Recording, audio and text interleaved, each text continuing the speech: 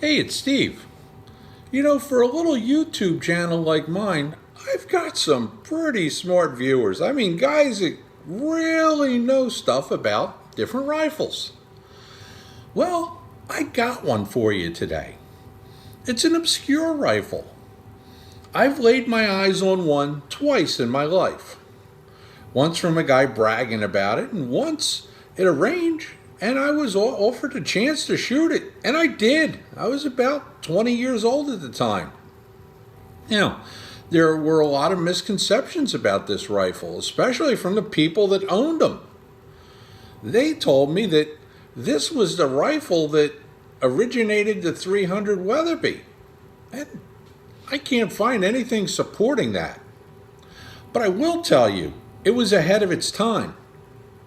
Now, this obscure, but kind of mainstream Wildcat cartridge was once publicly available.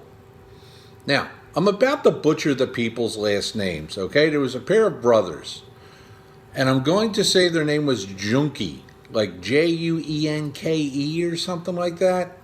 They owned Saturn Gunworks in Nevada.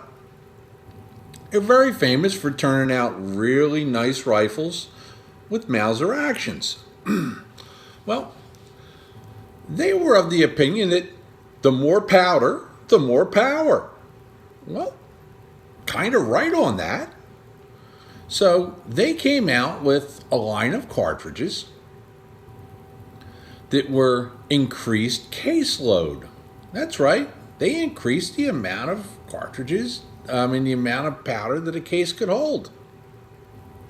And in some cases, you could take a 300 H&H or a 300 Weatherby, stick it in one of these rifles, shoot it, and out would come, what you were looking for in the first place. You see, both the 300 H&H and the 300 Weatherby cases can be used to fire form, ready? A 300 ICL Grizzly. That's right, increased case load, ICL. And it seems that these brothers always had the name of some kind of game at the end of their cartridges. Now, what can a 300 ICL Grizzly do?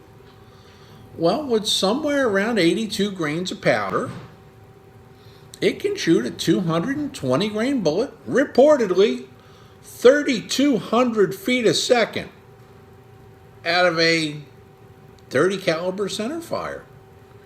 Not too shabby. Well, this is where I come to ask you a question. Do you own one? Have you ever shot one? Do you have any experience with one? Because my experience was a total of 3 shots. They didn't go quite where they wanted to go because, I was young and I flinched a lot. So, if you have any information on this cartridge, I'd be much willing to hear from you. Till next time, I'm Steve.